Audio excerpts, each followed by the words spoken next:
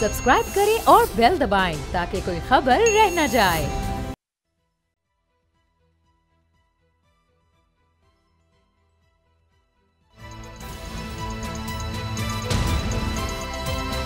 अब पता चला। बिस्मिल्लाहिर्रहमानिर्रहीम, अस्सलाम वालेकुम। मैं हूं मोहम्मद उसामा गाजी और आप देख रहे हैं अब पता चला। आसिफ अली जरदारी साहब ने तहलका खेज बयानात दिए हैं। अपने लोगों से बात करते हुए उन्होंने कहा कि 2 माह में इलेक्शन नहीं, इलेक्शन तब होंगे जब मैं चाहूँगा। इसके साथ उन्होंने भी कहा कि हमारी हुकूमत आएगी, $100 अरब हमारे ज़र मुबादला के ज़खायर होंगे। तो ये तहलका खेज बयानात हैं क्योंकि कुछ अर्सा कबल ही बिलावल भुट्टो जरदारी साहब जो चेयरमैन है पाकिस्तान पीपल्स पार्टी के, वो ये कह चुके हैं कि इलेक्शन आगे जाने का सवाल ही पैदा नहीं होता। अगर कोई सोचे कि जी इलेक्शन आगे जाएंगे तो हम ये नहीं होने देंगे।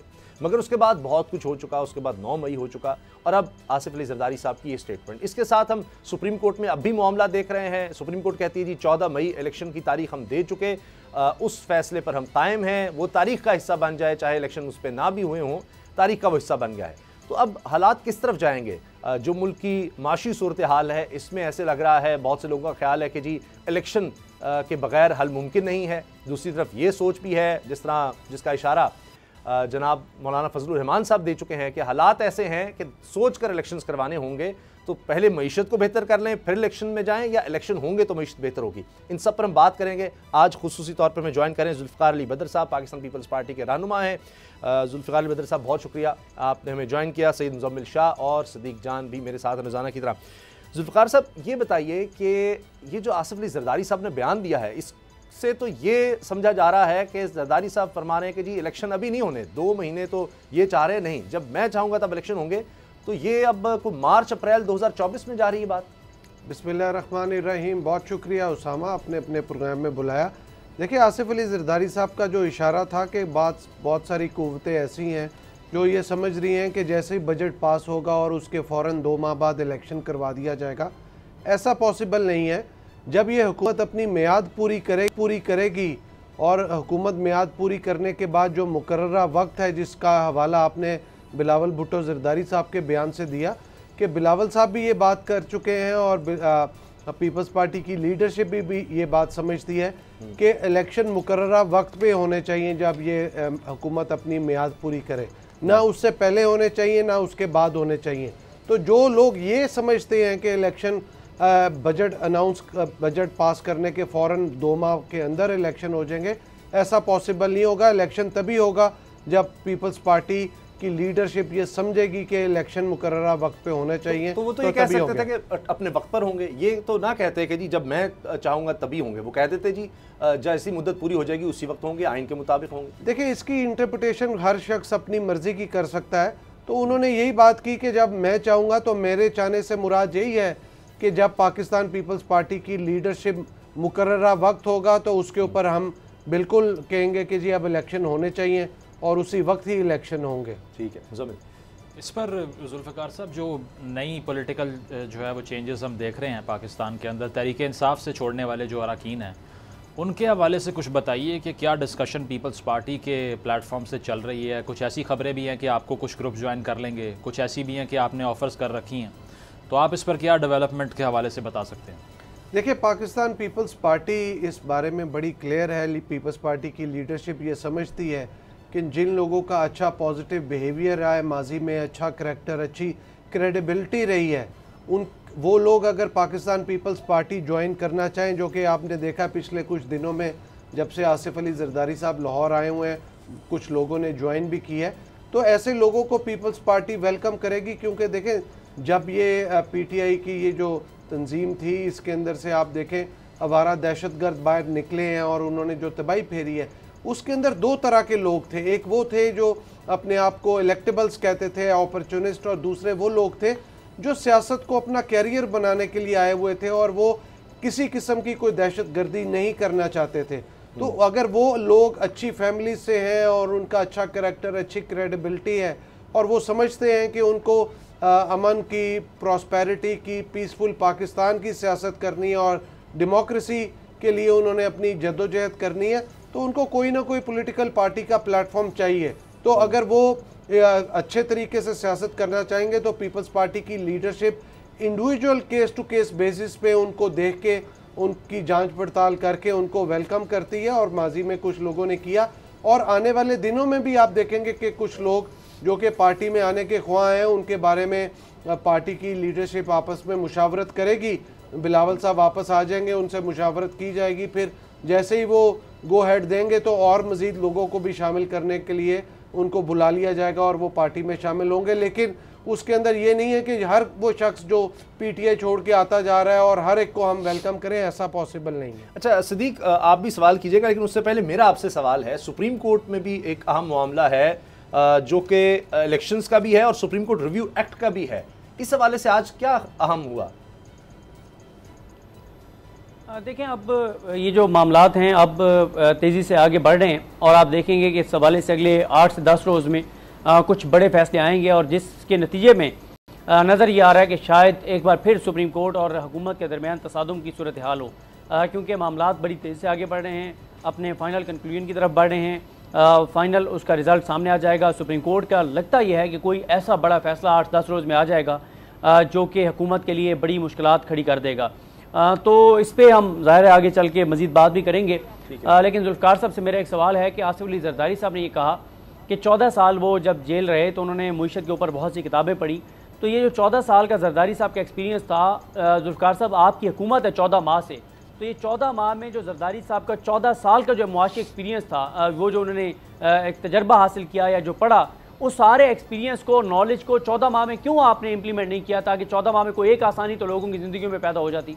जी देखिए, ये जो आसिफ अली ज़रदारी साहब ने बात की है कि उन्होंने बहुत सारी किताबें पढ़ी, उन्होंने सिर्फ मुआशियात की किताबें नहीं पढ़ी, उन्होंने लीडरशिप की किताब भी पढ़ी। जब वो 2003 में एक जेल में, मेरे वालिद थे एक जेल में, कोट लखपत जेल में आसिफ अली ज़रदारी साहब आते थे, तो मैंने उनको एक लीडरशिप अलेक्जेंडर द ग्रेट के बुक थी, वो मैंने उनको खुद गिफ्ट की थी, और उन्होंने लीडरशिप के हवाले से भी बहुत सारी की थी। जो ये 2008 से लेके 13 तक का टाइम है, आप देखें कि उसके अंदर इस वजह से इम्प्लीमेंट करने में मुश्किल थी कि हमारे पास एक तो मेजॉरिटी नहीं थी, और आपस में सियासी पोलराइजेशन बहुत ज़्यादा थी, तनाव बहुत ज़्यादा था। जिस तरीके से हुकूमत चल रही थी और सुप्रीम कोर्ट और हुकूमत के मबैन बहुत सारे मामलात पे इख्तिलाफ राय था, सुप्रीम कोर्ट हुकूमत को एग्जेक्टिव के मामलात में दखल अंदाजी करनी थी और हुकूमत करने नहीं दे रही थी। इस सारे मामलात के बावजूद आसिफ अली ज़रदारी साहब ने अपनी हिकमत अमली से अपने 5 साल पूरे के लिए, और पाकिस्तान के अंदर पहली हुकूमत थी जिसने अपने 5 साल, इलेक्टेड हुकूमत जिसने अपने 5 साल पूरे के लिए, अब आसिफ अली ज़रदारी साहब ने जो उस ज़माने में किताबें पढ़ी या जो मुताला किया, उस सारे को अब इम्प्लीमेंट करने का टाइम आ रहा है। क्योंकि अब मैं समझता हूँ कि ये जो बिलावल भुट्टो ज़रदारी साहब ने पीछे अपनी फहम फरासत से तमाम पॉलिटिकल पार्टीज़ को एक प्लेटफॉर्म पे इकट्ठा किया, जिसको अब आप पीडीएम कहते हैं, पाकिस्तान पीपल्स पार्टी और पीडीएम मिलकर इस टाइम हुकूमत के अंदर है। तो अब देखें कि तमाम पॉलिटिकल फोर्सेस, स्टेक होल्डर्स इकट्ठे बैठ के मुल्क और मुल्क के अवाम को बाहर निकालना चाह रहे हैं, और उसमें अगर आसिफ अली ज़रदारी साहब उसमें लीड करेंगे और अपने तजर्बे और मुताले के तजर्बे से पाकिस्तान को उस प्रॉब्लम से बाहर निकालेंगे। और बिलावल भुट्टो ज़रदारी साहब ने ये जो पिछले सवा माह लेकिन साल में डिप्लोमेटिक एंगेजमेंट की है, उस सारे का निचोड़ जो है आने वाली हुकूमत के अंदर आपको नजर आएगा। नहीं, देखें जुल्फ़िकार साहब, आपने जो 14 माह हुकूमत की है, अभी भी आप इस हुकूमत का हिस्सा हैं,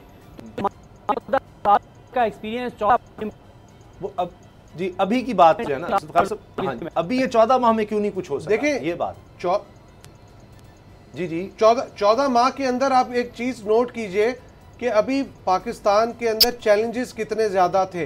पॉलिटिकल इंस्टेबिलिटी का चैलेंज था, इकोनॉमिक स्टेबिलिटी का इंस्टेबिलिटी का चैलेंज था, गवर्नेंस का चैलेंज था, डिप्लोमेटिक आइसोलेशन का चैलेंज था, और फिर तमाम हुकूमत के अंदर अलाइज जमातों को लेके चलने का जो है वो चैलेंज था।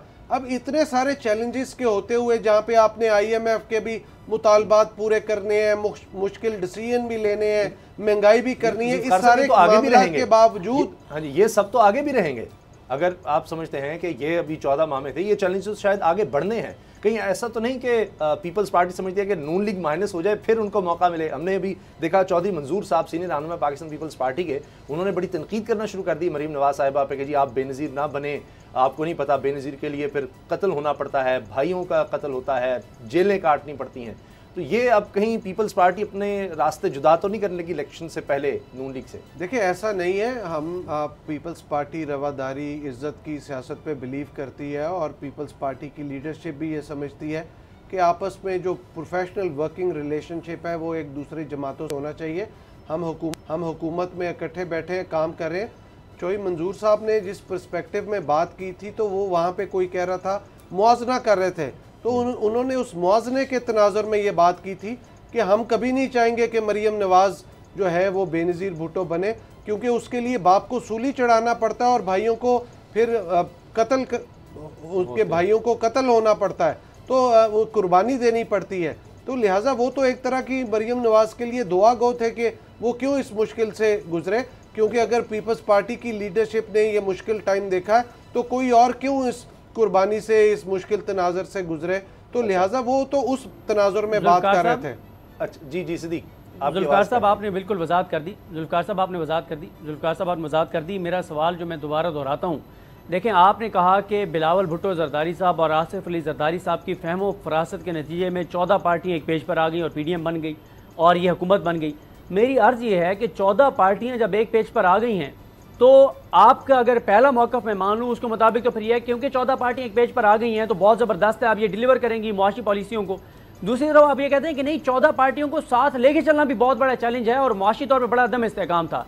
तो मुआशी अदम इस्तेकाम के दौरान ही तो 14 साल का एक्सपीरियंस काम आना चाहिए था। मसला यह है कि 14 माह में आपकी हुकूमत ने, बिलावल भुट्टो जरदारी साहब की हुकूमत ने, आसिफ अली जरदारी साहब की हुकूमत ने, आपकी हुकूमत ने लोगों की ज़िंदगियों में कोई एक आसानी पैदा नहीं की। तो वो 14 साल का जरदारी साहब का एक्सपीरियंस कहाँ चला गया? देखिए आसिफ अली जरदारी साहब ने 2 बहुत बड़े काम किए थे। काम तो उन्होंने बहुत सारे किए, लेकिन 2 बड़े मैं गिनवाता हूँ आपको। जो उन्होंने ईरान के साथ एग्रीमेंट किया पाइपलाइन का, गैस पाइपलाइन का, वो पीपल्स पार्टी की गवर्नमेंट और आसिफ अली जरदारी साहब का जो है ब्रेन चाइल्ड था। आप देखें कि ईरान ने बॉर्डर तक वो ले आए। पीपल्स पार्टी की गवर्नमेंट के जाने के बाद आज तक किसी ने भी उस पाइपलाइन के मुआहदे के ऊपर अमल दरामद नहीं किया या उसके ऊपर को पेशरफ्त की हो। दूसरा प्रोजेक्ट टापी गैस पाइपलाइन का था। तुर्कमानिस्तान, अफगानिस्तान, पाकिस्तान, इंडियन जो गैस पाइपलाइन थी उसमें फाइनेंसिस भी तैयार है, सारे मुल्कों का आपस में एग्रीमेंट भी है। सिर्फ पाकिस्तान के अंदर से ब्यूरोक्रेटिक प्रॉब्लम्स है कि पाकिस्तान के अंदर से आज तक उस एग्रीमेंट के ऊपर इम्प्लीमेंटेशन के ऊपर काम नहीं हो सका। तो अब बात यह है कि जो भी मामला है किसी मुल्क का हो, ये पाकिस्तान का इंटरनल मामला है। अगर इस मुल्क में सस्ती गैस आएगी, उससे बिजली सस्ती होगी, आपकी एक्सपोर्ट बढ़ेगी, आपकी जो घरेलू सार्फिन को, आपके कमर्शियल इंडस्ट्रियल सार्फिन को सस्ती गैस जाएगी, वो कंपेटिटिव रेट्स पे एक्सपोर्ट आइटम्स बनाएंगे, आप पाकिस्तान की एक्सपोर्ट बढ़ेगी, ज़ेर मुबादला बढ़ेगा, आप दुनिया के अंदर एक कंपेटिटिवनेस के अंदर आ जाएंगे, आप compete कर सकेंगे अपने जो प्रोडक्ट्स आप सेल करते हैं, एक्सपोर्ट करते हैं। अब ये सारे मामले के अंदर अगर आसिफ अली जरदारी साहब ने किया, फिर बार्टर ट्रेड की, इस गवर्नमेंट के अंदर आप देखें कि बिलावल साहब ईरान गए, बार्टर ट्रेड का मुआहदा करके आए। आज हम ईरान के साथ बिजली ले रहे हैं बार्टर ट्रेड के ऊपर, हम यहाँ से चावल और गंदम भेज रहे हैं और बहुत सारी खाने पीने की अशिया दे रहे हैं। तो ये सारा आसिफ अली जरदारी साहब का ब्रेन चाइल्ड था जो ये हुकूमत कर रही है। अगर आप ये समझते हैं कि 14 माह के अंदर रातों रात हर चीज़ ही उस तरीके से हो जाए जिस तरह लोग समझते हैं कि जादू की छड़ी घुमाई और हो जाएगी, पॉसिबल नहीं है। इसके लिए ये एकदम बहुत अच्छा है कि आपने सारे जी ये एकदम बहुत सिर्फ ये एकदम बहुत अच्छा है कि तमाम पॉलिटिकल फोर्सेस को इकट्ठा रखा हुआ है और आइंदा भी एक प्रोफेशनल वर्किंग रिलेशनशिप में तमाम जमातों को साथ लेके चलें। इलेक्शन सबने अपने अपने प्लेटफॉर्म से लड़ना है और आगे जो जीत के आएगा फिर मिल के बैठ के आगे। आपका आखिरी सवाल फिर मुजम्मिल जी सदीक जी, मेरा आखिरी सवाल ये है और इस सवाल में 2 चीज़ें हैं। एक तो ये बताएं कि आप ये जो 14 माह की मुआशी कारकर्दगी अच्छी या बुरी है उसको आप ऑन करते हैं कि पीपल्स पार्टी उसको ऑन करती है, और दूसरा ये है कि ये तो हमें नज़र आ रहा है कि 14 माह में एक आम आदमी की ज़िंदगी में 1 टके का कोई फ़ायदा उसको नहीं हुआ, बेहतरी नहीं आई, उसको तो चले आप छोड़ दें। ये बताएं कि जितनी मुआशी कारकर्दगी है 14 माह की, उसको आप ऑन करते हैं, आप इलेक्शन मुहिम में ये तो नहीं कहेंगे कि हम तो हिस्सा ही नहीं थे मुआशी पॉलिसियों का, जो किया नून लीग ने किया। देखिए बात यह है कि ये कलेक्टिव रिस्पॉन्सिबिलिटी होती है। पाकिस्तान पीपल्स पार्टी इस कोलिशन गवर्नमेंट का हिस्सा है, लेकिन इसके अंदर अगर आप ये कहें कि सारा मुद्दा पीपल्स पार्टी अपने गले डाले, या पीपल्स पार्टी ये कहे कि पीपल्स पार्टी की वजह से ही ये सारे खराबियां हुई हैं, देखिए ये तो सारे अलाइज ने बैठ के मुशावरत के साथ एक कलेक्टिव डिसीजन लिया, मुश्किल फैसले लिए, उसमें पीपल्स पार्टी भी साथ थी। अच्छे हुए बुरे हुए सब ने मुल्क और मुल्क के अवाम को बचाने के लिए फैसले किए, और इसके अंदर सियासत को बिल्कुल डैमेज किया, लेकिन इसके अंदर मुल्क और मुल्क के अवाम को और पाकिस्तान के फ्यूचर को बचाया है। तो इसमें मैं समझता हूं कि हमें तो अप्रिशिएट करना चाहिए आप लोगों को कि इतने मुश्किल हालात में आए और इतने मुश्किल डिसीजन के बाद यहाँ पे इलेक्शंस हो गए तो वो लोग ही बता देंगे, उनका फैसला। जाहिर बात है, लोग को आप चुप तो नहीं करा सकते, वो तो वोट की सूरत में आके बताएंगे कि क्या हुआ। मुश्किल फैसले हैं, बिल्कुल लोग तंग हुए। मैं आप हम सारे जो हैं, हम जिस क्लास से ताल्लुक रखते हैं, हम सब लोग जो है इस महंगाई हुए। ये नहीं कि को हमारे पास बहुत एक्स्ट्रा पैसे थे, हम डे टू डे बेसिस पे डिस्टर्ब हो रहे हैं। आज भी बढ़ती है महंगाई, को पेट्रोल या कोई चीज़ बढ़ती है, हमारे घरों के निज़ाम चेंज हो जाते हैं, दफ्तर का निज़ाम चेंज हो जाता है। बट इसका मतलब ये नहीं है कि अगर हम महंगाई से तंग हैं तो बाकी लोग नहीं होंगे, सब लोग तंग हैं। लेकिन हमें इस मुश्किल टाइम में खामोशी के साथ सब्र व तहम्मुल से गुजारा करना है, ताकि मुल्क आगे चल सके, उस ट्रैक पे चल सके जहाँ पे इस मुल्क ने तरक्की करनी है। जुल्फ़िकार साहब, आपने जिस तरह से कहा कि मुख्तलिफ पार्टियों को साथ चलाना चैलेंज होता है, लेकिन मसला ये है कि आगे भी हंग पार्लियामेंट दिखाई दे रही है। 2/3 अक्सरियत वाली डोमिनेशन किसी पार्टी की इस वक्त तक कोई भी पॉलिटिकल एनालिस्ट नहीं कह रहा कि वो सब्सटेंशिएट कर लेंगे। तो अब आगे भी अगर हंग पार्लियामेंट है, नेशनल गवर्नमेंट बनती है, दोबारा से यही चैलेंज आएगा, तो 5 साल तक इकोनॉमिक मैनेजमेंट करना तो फिर मजीद मुश्किल होता दिखाई दे रहा है। आप इस चीज़ के ऊपर पीपल्स पार्टी को अप्रिशिएट करें कि पीपल्स पार्टी ने तमाम पॉलिटिकल फोर्सेस को इकट्ठा करके, मुख्तलिफ मैनिफेस्टो आइडियोलॉजी के लोगों को इकट्ठा करके आज तक मियाँ शहबाज शरीफ साहब को प्राइम मिनिस्टर बनवा के सबको साथ लेके चल रहे हैं। जहाँ पे प्रॉब्लम भी आती है तो सारे स्टेक होल्डर्स को इकट्ठा करते हैं। तो आइंदा भी अगर कोई ऐसी चीज़ होती है, कोई हंग पार्लियामेंट होती है या कोई डिवाइडेड जो है मैंडेट होता है पार्लियामेंट के अंदर, तो मैं समझता हूं कि पीपल्स पार्टी की लीडरशिप में एक काबिलियत और अहलियत है कि तमाम स्टेक होल्डर्स को इकट्ठा करके, तमाम लोगों को इकट्ठा लेके चले और इस मुल्क के अवाम को इस मसाइल से निकालें। और ये क्रेडिट सिर्फ पीपल्स पार्टी की लीडरशिप को जाता है, क्योंकि वो ही सबको इकट्ठा कर सकते हैं एक प्लेटफॉर्म पे। ये जो खबरें आ रही हैं कि बजट के बाद जो है वो पीपल्स पार्टी डिवोर्स देने जा रही है नून लीग को, तो ये कंफर्म करेंगे आप? देखिए, ऐसा मेरा नहीं ख्याल कि ऐसी कोई चीज़ होगी कि बजट के बाद ऐसा हो। जहाँ पे इतना टाइम गुजरा है, आइंदा भी रहेगा। हाँ, इलेक्शन के अंदर हम सारे लोग जाके अपने अपने मैनिफेस्टो, अपने अपने निशान पे इलेक्शन लड़ेंगे, बट उसके अंदर बाद सीटों के ऊपर कोई लोकली या कोई ऐसी चीज़ की एडजस्टमेंट हो सकती है। बट ओवरऑल तमाम पार्टियों ने अपने अपने प्लेटफॉर्म, अपने अपने निशान पे इलेक्शन लड़ना है, और उसके बाद फिर इकट्ठे होकर बातचीत का दरवाज़ा खुला रखेंगे, क्योंकि बातचीत का दरवाज़ा सियासत में बंद होना नहीं चाहिए और सियासत में लचक भी होनी चाहिए। ताकि जुल्फ़िकार साहब ये बताएं कि मंजूर वसान साहब कहते हैं कि फवाद चौधरी हमारा था, हमारा ही रहेगा, तो फवाद चौधरी साहब वापस आ रहे हैं। उन्होंने बड़े सख्त जुमले बोले हुए हैं आपकी लीडरशिप के हवाले से, बल्कि अभी जो उन्होंने आखिरी प्रेस कॉन्फ्रेंस की है जेल के बाहर भी, जब शाम कुरैशी साहब से मिलकर आए, तो उन्होंने निशाना बनाया कि हम शहबाज शरीफ और जरदारी के रहमो करम पर नहीं छोड़ सकते लोगों को। तो उन्होंने ये बात की, लेकिन मंजूर वसान साहब कह रहे हैं कि वो वापस आएंगे। इसी तरह से क्या जहांगीर तरीन ग्रुप का भी कुछ हो सकता है कि वो भी आपके साथ मिल जाए, फवाद चौधरी और जहांगीर तरीन ग्रुप? देखिए, मंजूर वसान साहब हमारे बड़े हैं, बुज़ुर्ग हैं, पार्टी के सीनियर हैं, उनका अपना पर्सपेक्टिव हो सकता है, उनका हो सकता है उनके साथ ताल्लुक़ अच्छा हो, तो उन्होंने अपने पर्सपेक्टिव के तनाजुर में ये बात की। लेकिन ये पीपल्स पार्टी की लीडरशिप ने डिसाइड करना है कि किसको पार्टी में एक्सेप्ट करना है और किसको नहीं। अभी तक फवाद चौधरी साहब के हवाले से कोई भी ऐसी बात नहीं हुई कि उनको पार्टी में लेने की कोई बात हुई हो। और दूसरी, जहाँ पे जहांगीर तरीन साहब का ग्रुप है, मैं समझता हूँ ये उनका फंडामेंटल राइट है, आईनी और कानूनी राइट है कि वो अपना ग्रुप बनाएं, अपने लोगों को साथ जोड़ें, अपना आपको ग्रुप को तगड़ा करें, जो भी उन्होंने करना है। और अगर वो कहीं पे इलेक्शन के बाद जाके या इलेक्शन से पहले जाके कहीं पे कोई अलायंस या कोई ऐसी कोलैबोरेशन होनी होगी तो वो पता चलेगी। अभी तक कोई ऐसी चीज़ नहीं है, ना हमारी पार्टी ने इसके ऊपर। इत्तेजाज साहब और लतीफ़ खोसा साहब, इनके बारे में बताएं। ये पाकिस्तान पीपल्स पार्टी में है, सीनियर लोग हैं, लेकिन उनकी सोच तो बिल्कुल जो लीडरशिप या सेंट्रल एग्जीक्यूटिव कमेटी हो, कुछ भी हो, वो उससे बिल्कुल ही अक्सर मुख्तलिफ नजर आती है। देखिए, हमारी पार्टी के अंदर ना मुख्तलिफ लोगों की आरा होती है और हमारी लीडरशिप बड़ी जो है रिस्पेक्ट करती है सारे लोगों की, और उसका बड़ा खुला दिल है। वो मुख्तलिफ जो अख्तिलाफ राय रखने वाले लोग हों और जिनका पर्सनल पर्सपेक्टिव हो, उसका भी एहतराम करती है। इत्तेजाज साहब, लतीफ़ खोसा साहब आज भी पीपल्स पार्टी में हैं, पीपल्स पार्टी का हिस्सा है। चीज़ ये है कि अगर उनको पार्टी से कोई इख्तलाफ है या पार्टी की पॉलिसी से इख्तलाफ है, मैं समझता हूँ उनको पार्टी के अंदर रह के इसकी बात करनी चाहिए थी।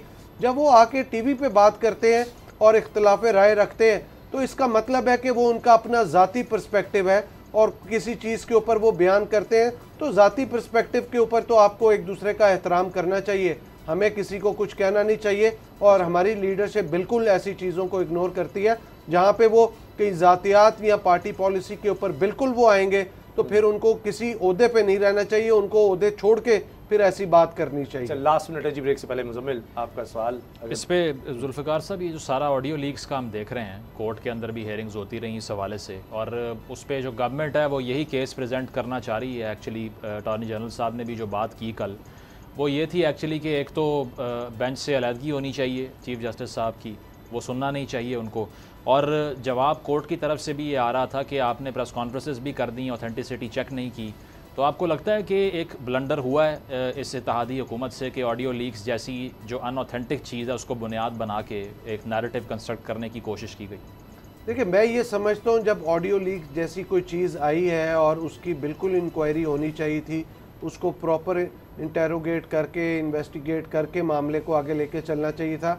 लेकिन मामला चूंकि अब कोर्ट के अंदर चला गया है, तो कोर्ट में भी ग्रेस यही थी कि चीफ जस्टिस ऑफ पाकिस्तान, चूंकि उनके किसी अजीज़ या रिश्तेदार का भी बीच में ऑडियो लीक के हवाले से उसका जिक्र है, तो उनको भी ग्रेस शो करनी चाहिए थी, बड़ापन, कि जिसका कोई जिक्र है उसको छोड़ के कोई ऐसा ऑनरेबल तरीके से, सारे जजेस ऑनरेबल हैं, ऑनरेबली चीफ जस्टिस साहब को एक ऐसा बेंच बना देना चाहिए था और उससे खुद अलहदगी करके एक ऐसा मामला करते कि ना हुकूमत की मर्जी के कोई जजेस होते, ना अपनी मर्जी के होते, वो लोग होते जो इंडिपेंडेंट तौर पे इस मामले की इंक्वायरी करके इसके ऊपर अपनी कोई जो है राय देते, जिससे मुल्क और मुल्क के कौम के लिए आइंदा आने वाला भी एक ऐसी प्रेसिडेंट सेट हो जाता, जिसमें ये जो आपस में हुकूमत और अदलिया के बीच में, इदारों के बीच में जो तनाव है, इसको हमें कम से कम ख़त्म करना चाहिए, पोलराइजेशन को करना चाहिए। बहुत बहुत शुक्रिया, आपने वक्त दिया। ब्रेक ले लेनी है मुझे, ब्रेक के बाद हम बात करेंगे सुप्रीम कोर्ट में अहम केसेस की समाअत की और जहांगीर तरीन ग्रुप की वाकई क्या उड़ान अब होने वाली है, जिस तरह से उनका नाम भी सामने आ रहा है और प्रेस कॉन्फ्रेंस का कहा जा रहा है फाइनली होने वाली है। इस पर बात करेंगे ब्रेक के बाद।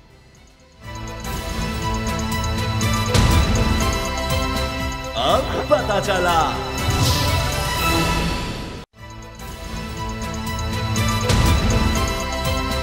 अब पता चला। सुप्रीम कोर्ट के हवाले से बहुत सी बातें हो रही हैं। कुछ ऐसे लोग जो पीडीएम को बड़ी सपोर्ट करते हैं, मौजूदा हुकूमत को बड़ी सपोर्ट करते हैं, वो ये कह रहे हैं कि कुछ होने वाला है, कुछ धड़का लगा हुआ है उन लोगों को। अगर आप सोशल मीडिया को देखें तो वहाँ पर हैं जी पता नहीं क्या होने वाला है, कुछ होने वाला है।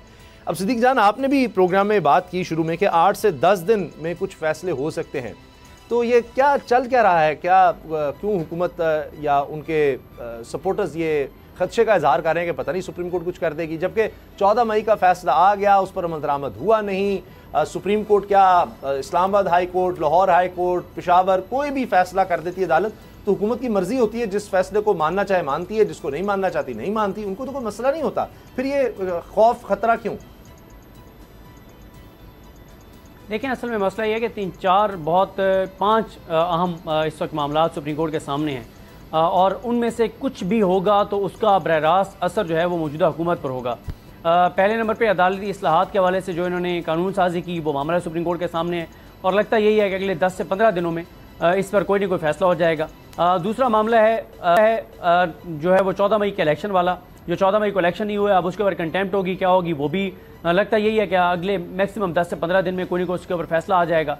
तीसरा, ऑडियो लीक्स के ऊपर हुकूमत जो करना चाहती है वो मामला है। फिर हुकूमत भी ज़ाहिर लगी हुई है, उन्होंने एक पार्लिमानी कमेटी बना दी, उधर से एक और कमेटी बना दी, वो जजेस का रेफरेंस दायर करेगी, वो वाला मामला है। फिर अरशद शरीफ साहब की को जो बेदर्दी के साथ कत्ल किया गया, शहीद किया गया, वो मामला सुप्रीम कोर्ट उसमें एक बात कह रही है बार बार कि इसमें आप यूएन को इन्वॉल्व क्यों नहीं करते। आप आलमी इदारों को इन्वॉल्व क्यों नहीं करते? और हुकूमत पूरी तरह डटी हुई है, जोर लगा रही है कि जनाब हम जो है वो UN को इन्वॉल्व नहीं कर सकते, हम आलमी इदारों को इन्वॉल्व नहीं कर सकते, कीनिया नाराज़ हो जाएगा हमसे। और ऐसे शो कर रहे हैं, हुकूमत ये तासुर दे रही है कि जैसे कीनिया सुपर पावर है और हमने अगर कीनिया को नाराज़ कर दिए तो पता नहीं वो पाकिस्तान के ऊपर हमला कर देंगे, और पता नहीं वो नाराज़ हो गए तो हमारी कोई उधर को एक्सपोर्ट्स बहुत ज़्यादा है, हमारी इकॉनमी बैठ जाएगी। को बहुत बड़ी कीनिया कुव्वत है दुनिया की, और इसलिए हम गैर जानिबदाराना तहकीकात नहीं चाहते। हुकूमत इस पर डटी हुई है। सुप्रीम कोर्ट ये कहती है कि एक तरफ हुकूमत कहती है कि हम अगर UN के पास जाएंगे, आलमी इदारों के पास जाएंगे तो कीनिया नाराज़ हो जाएगा, तो दूसरी तरफ ये भी कहते हैं कि कीनिया हमसे तामुन नहीं कर रहा। सुप्रीम कोर्ट कह रही है कि भाई अगर कीनिया तामुन नहीं कर रहा तो आप UN को इन्वॉल्व करें, आप आलमी इदारों को इन्वॉल्व करें, आप इंटरनेशनल जो इदारे हैं सहाफ़ियों के उनको इन्वॉल्व करें। हुकूमत वो भी नहीं करना चाहती। और फिर नैब तरमीम का मामला वो भी अगले 1 माह के अंदर अंदर किसी वक्त भी फैसला आ सकता है, और उसमें ज़्यादा चांसेस यही हैं कि बहुत सी ऐसी तरमीम उड़ जाएंगी जिन तरमीम की वजह से बहुत से जिन्होंने चोरी की है, जिनके बारे में क्लियर केसेस थे कि उन्होंने मनी लॉन्ड्रिंग की है, चोरी की है, कौमी खजाने को नुकसान पहुंचाया है, पाकिस्तान को कमज़ोर किया है, मनी लॉन्ड्रिंग किया है, यहाँ से पैसा लूट के पाकिस्तान से बाहर भेजा है, वो सारे माशाल्लाह आज बड़े बड़े ओहदों पर बैठे हुए हैं। फिर एक और मामला सुप्रीम कोर्ट के सामने है, जो इदारों में मुदाखलत करके जो नैब में FIA में और इन्होंने केसेस बंद करवाए, ट्रांसफ़र पोस्टिंग, ये सारे मामला सुप्रीम कोर्ट के सामने हैं। तो ये बहुत से ऐसे मामलात हैं जो सुप्रीम कोर्ट के सामने हैं जिस पे किसी भी वक्त कोई फैसला आ सकता है, और कोई भी ऐसा फैसला आ सकता है जो कि एक ट्रिगरिंग पॉइंट होगा हुकूमत और सुप्रीम कोर्ट के दरमियान लड़ाई को अगले और बिल्कुल ख़तरनाक फेज़ में ले जाने के लिए। तो कोई ऐसी चीज़ हो सकती है गो के अगर आप मुझसे पूछें तो बंदियाल साहब के दौर में जितनी अदालतें बेवकूफ़ हुई हैं, बंदियाल साहब के दौर में जितने जजेस बेवकूफ़ हुए हैं, टके टोकरी कर दिया गया अदालतों को, कोई औकात नहीं रह गई अदालतों की, बड़ी बुरी सूरत हाल है अदालतों की। शायद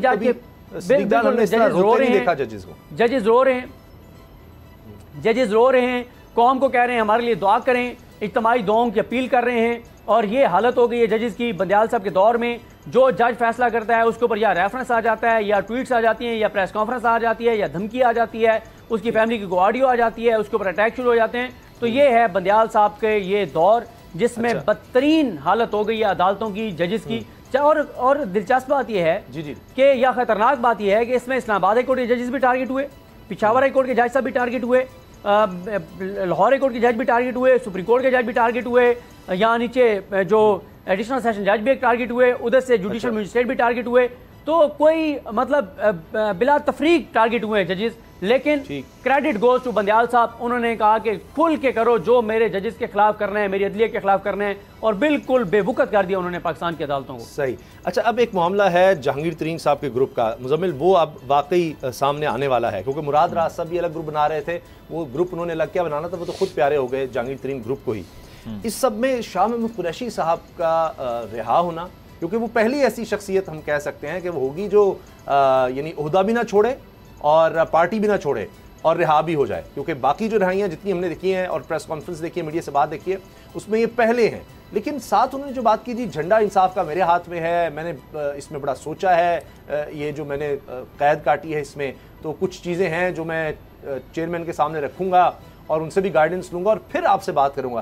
तो कहीं वो भी तो नहीं जा रहे। तरीन ग्रुप का मुश्किल है, उनकी आपस में काफ़ी लड़ाई है, लेकिन कुछ भी हो सकता है। देखिए, इस पॉइंट के ऊपर तो बिल्कुल क्लैरिटी नहीं है इस चीज़ को लेके। उसकी वजह यह है कि अगर ये नेगोशिएशन जिस तरह से आज तरीन साहब ने कोई शाम को सुना है कि कोई ऐलानात भी होंगे, और साथ पार्टी के हवाले से भी फिरदौस आशिक अवान साहिबा जो हैं वो रोल प्ले कर रही हैं उनका स्पोक्स पर्सन का, तो अब देखना ये है कि असल में वो नज़रियाती तौर पे कहाँ जाकर खड़े होते हैं। अगर तो उनका नैरेटिव वही रहता है जो कल हम बात कर रहे थे PTI वाला, तो उसमें ऑब्वियसली अट्रैक्शन तो होगी, और PTI के लिए स्पेस अगर मज़ीद स्क्वीज़ होती है तो फिर कुरैशी साहब anti-PDM narrative, anti-PDM anti government, तो उसमें अगर कुरैशी साहब हों या कोई और हो, फिर ऑप्शन रहती नहीं है सियासत करने की, और सिस्टम में तो रहना है आपने। उसकी वजह यह है कि जिस तरह से कुरैशी साहब आए थे पार्टी के अंदर, तो वो पॉपुलर अपील देख कर आए थे, जो मीनार पाकिस्तान का जलसा था या और चीज़ें हो रही थी। तो अगर इस टाइम के ऊपर उनको अपनी सियासत बंद गली में जाती हुई दिखाई देगी, तो मेरा नहीं ख्याल कि वो वहीं पर फर्म रहेंगे और कहेंगे कि मैंने यहाँ पर कंटिन्यू करना है। हाँ, जो -1 के हवाले से बातें होती हैं कि उसके बेनिफिशरी वो हो सकते हैं, या फिर पार्लियामान से इस्तीफ़े देने के वो ख़िलाफ़ थे, तो उस पर एक कंसिस्टेंट नैरेटिव लगता है कि शाह महमूद साहब का है। लेकिन फ़िलहाल मेरा नहीं ख्याल कि उन्होंने अपना माइंड बनाया है कि मैंने जहांगीर तरीन साहब से जाके अलाइंस करनी है, या फिर अपनी पार्टी के अंदर रहते हुए मैंने ऑपरेशंस को चलाना है, क्योंकि उसके भी उम्मीदवारान 2-3 हैं, सिर्फ वो अकेले नहीं हैं। तो इसको देखते हुए ये पावर पॉलिटिक्स है, और पावर पॉलिटिक्स जो है वो ब्रूटल होती है, उसका कोई जो है वो आइडियोलॉजी या कोई दीन ईमान तो नहीं होता, तो सिर्फ ये होता है कि जिस तरफ बहाव है उस तरफ चलें। तो अभी कुछ कहना इस पॉइंट पे इज़ इम्पॉसिबल आई थिंक। अच्छा, अब सिद्दीक ये फार्मूला डिस्कस हो रहा है, साफ़ी भी इस पर बात करते हैं, सभी ये बात कर रहे हैं कि फ़ैसला ये है, नज़र आ रहा है कि जी तहरीक इंसाफ को मुकम्मल ख़त्म तो नहीं किया जा रहा, उनकी कोई एग्जिस्टेंस कुछ ना कुछ खैबर पख्तूनख्वा में होगी।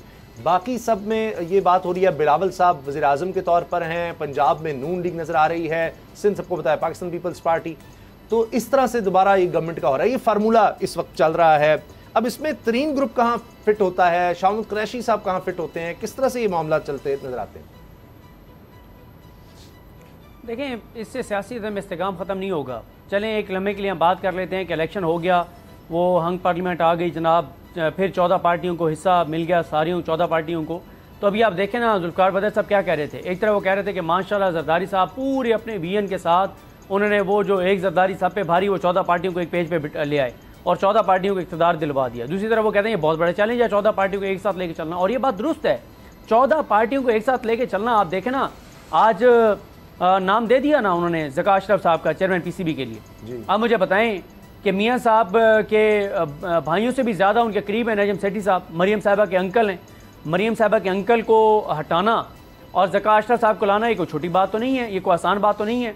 अब मियाँ साहब क्या करें, भाई की वजारत उज़्मा बचाएँ या चेयरमैन पीसीबी पे अपने भाई नजम सेठी को बचाएं, उनके लिए एक मुश्किल सूरत हाल है। तो देखें 14 पार्टियों को लेके चलना, फिर और 14 पार्टियां जब नज़र ये आ रहा हो कि वो आवाम के लिए 14 पार्टियां नहीं बैठी, वो अपनी ज़ात के लिए बैठी हैं, अपनी करप्शन और लूट मार के लिए बैठी हैं। 14 माह हो गए इन 14 पार्टियों को।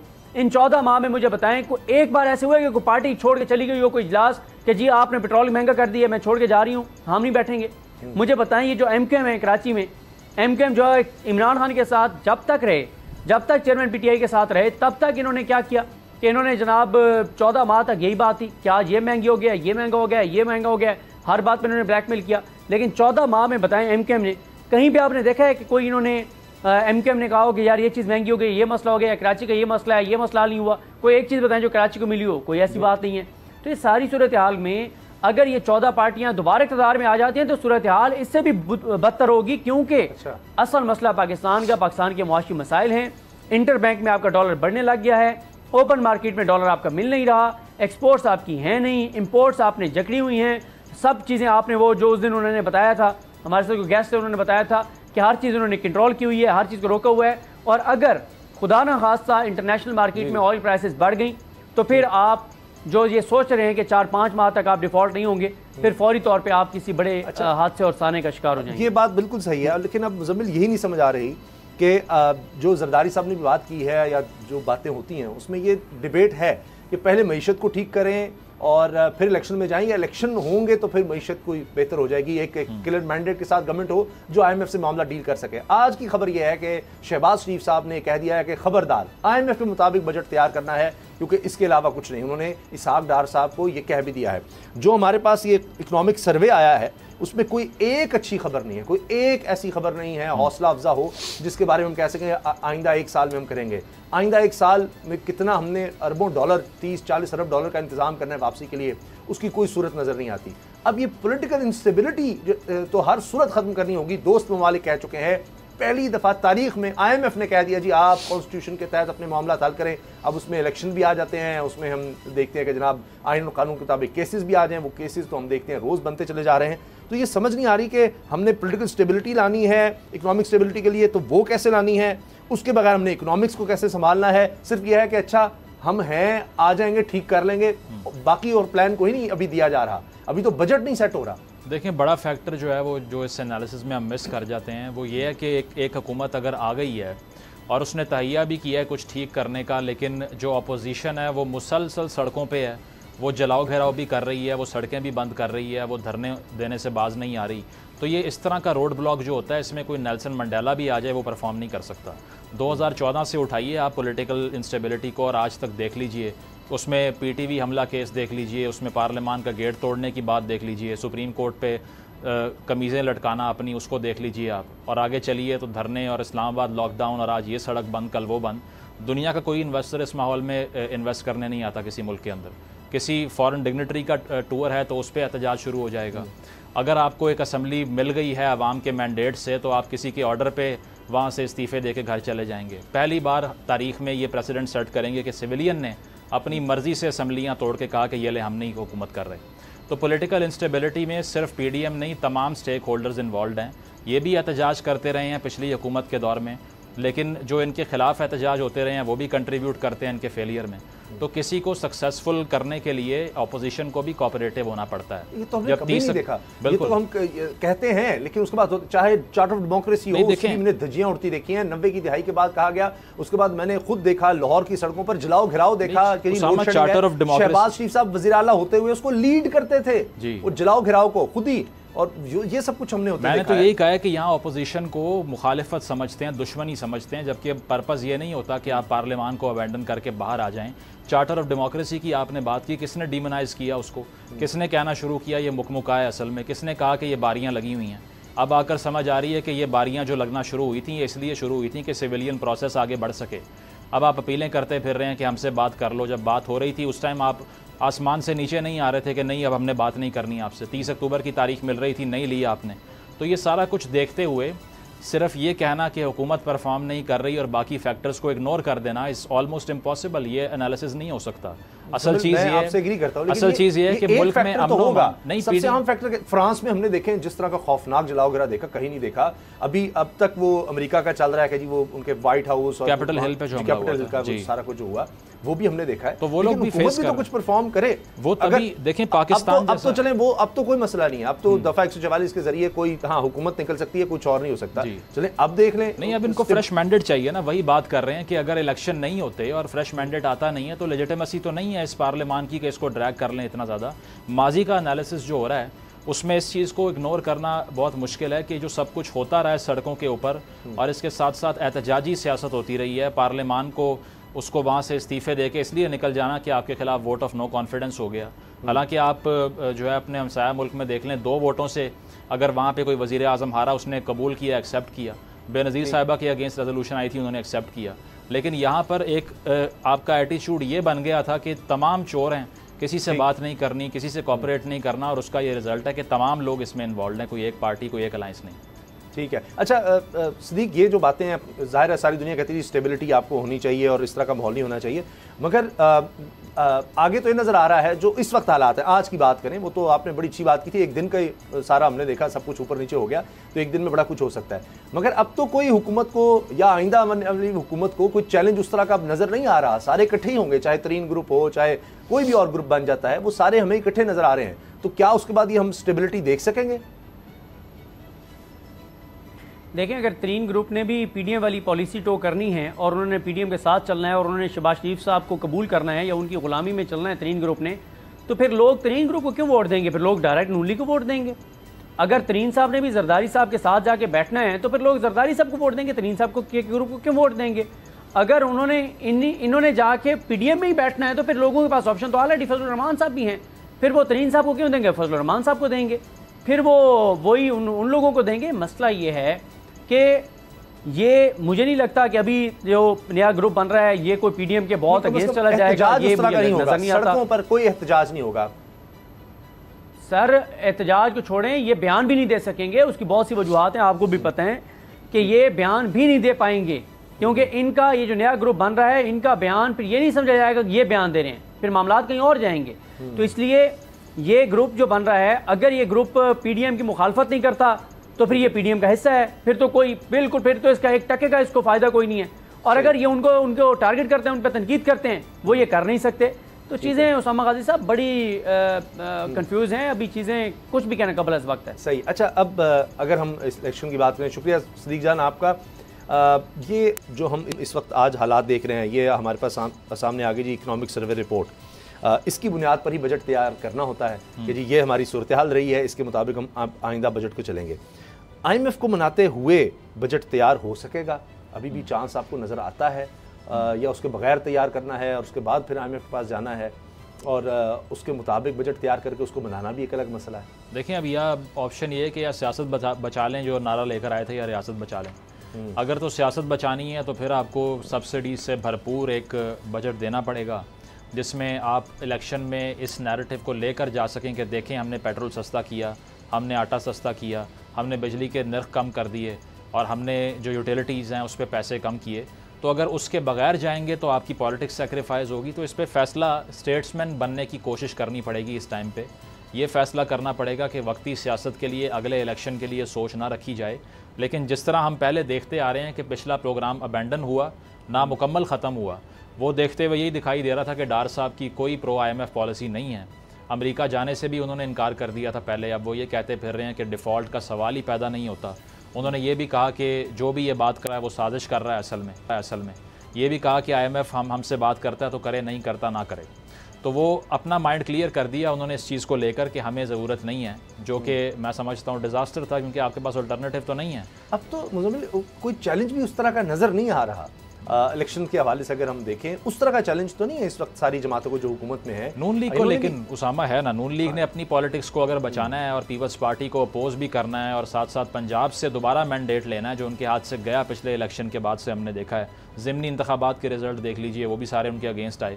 लाहौर से सीटें हार गए जो स्ट्रॉन्ग होल्ड था उनका। लेकिन वो तो सिर्फ कहेंगे कि ये भी हमारे साथ ही हैं। अभी आपने देखा जुल्फ़िकार बदर साहब कह रहे हैं कि हम अबैंडन नहीं करें इनको, हम सब इकट्ठे हैं इसमें, लेकिन सिर्फ हम मलबा नहीं उठाएंगे, सारे मिलकर उठाएंगे। तो नून लीग तो कहेगी कि पीपल्स पार्टी कैसे कह सकती है जी महंगाई नहीं भी, इनके साथ भी तो हुई है। बिल्कुल, वो उसमें पीपल्स पार्टी का तो बेशक जो भी अभी बात की जा रही है, लेकिन मुझे नहीं लगता वो इस परफॉर्मेंस को ऑन करेंगे, वो कभी नहीं करने वाले। बल्कि वो अभी से अगर जहाँ पर भी सिंध के बजट की कोई बात आती है वो पोजीशन ले जाते हैं उस पर कि आप बता दें अगर ये नहीं हो सकता तो हम अलग हो जाएंगे। उसमें बलूचिस्तान के वज़ीर नाराज़ हो चुके हैं। बिल्कुल, तो वो उसमें यही है कि मेरा नहीं ख्याल पीपल्स पार्टी एक वजारत लिए बगैर उसकी परफॉर्मेंस को ऑन कर लेगी। अगर तो ऑन करना होता तो वो असल डिसीजन मेकिंग वजारतों में बैठे होते।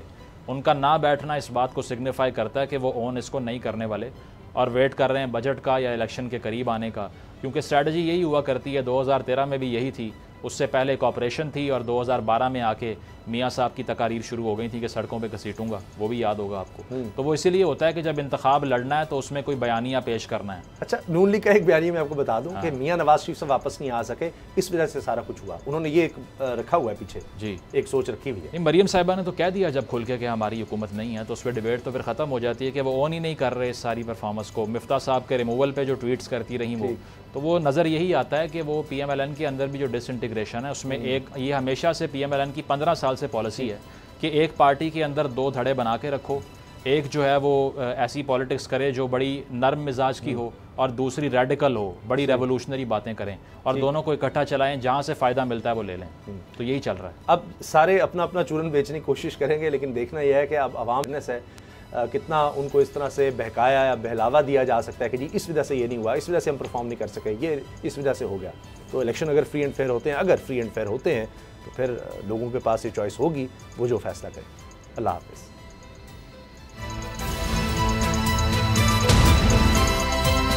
अब पता चला।